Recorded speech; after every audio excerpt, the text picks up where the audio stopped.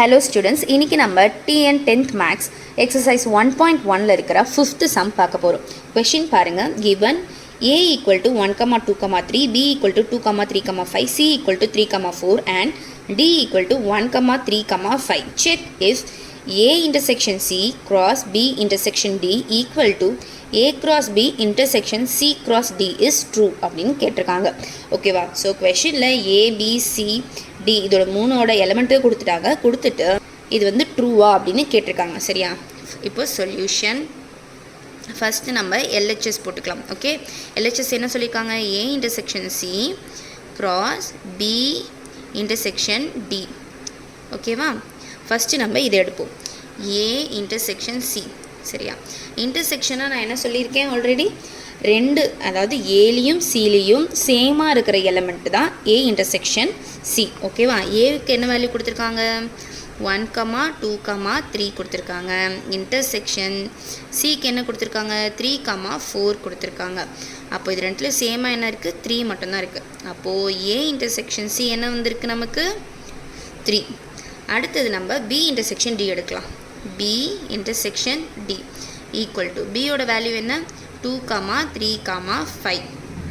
intersection D ஓட value 1, 3, 5. ஓகேவா? அப்போது இது ரெண்டுல சேமாக என்ன இருக்குது? 3 இருக்குது, அப்புறம் 5 இருக்குது. அப்போது B intersection Dக்கு என்ன வந்திருக்கு வேல்யூ நமக்கு? 3, 5. B intersection D. ஓகேவா? இப்போ நம்ம A intersection C cross B intersection D பண்ணலாம். A intersection C cross B intersection D. ஓகேவா? அப்போது 3 இதோட வேல்யூ, A intersection C ஓட value 3 cross B intersection D ஓட வேல்யூ என்ன? 3, 5. ஓகேவா? இப்போ பண்ணோன்னா என்ன வரும் நமக்கு? 3, 3, 5 வருமா? ஓகே, இப்போ எல்ஹெச்எஸ் நம்ம கண்டுபிடிச்சாச்சு. அடுத்து நம்ம ஆர்ஹெச்எஸ் போடலாம். ஸோ ஆர்ஹெச்எஸ்ல நம்ம என்ன போடணும்? A cross B intersection C cross D.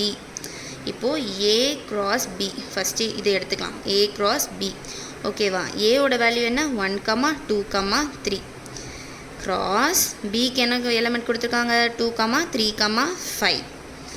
இப்போது இதுக்கு என்ன வேல்யூ வரும்? 1, 2, 1, 3, 1, 5. அடுத்தது 2 எடுக்கலாம். 2, 2, 2, 3, 2, 5. ஓகேவா? அடுத்தது 3 எடுத்தோன்னா 3, 2, 3, 3, 3, 5. நடுவில் கம்மா போட மறந்துடாதீங்க. அடுத்தது நம்ம C cross D கண்டுபிடிக்கலாம்.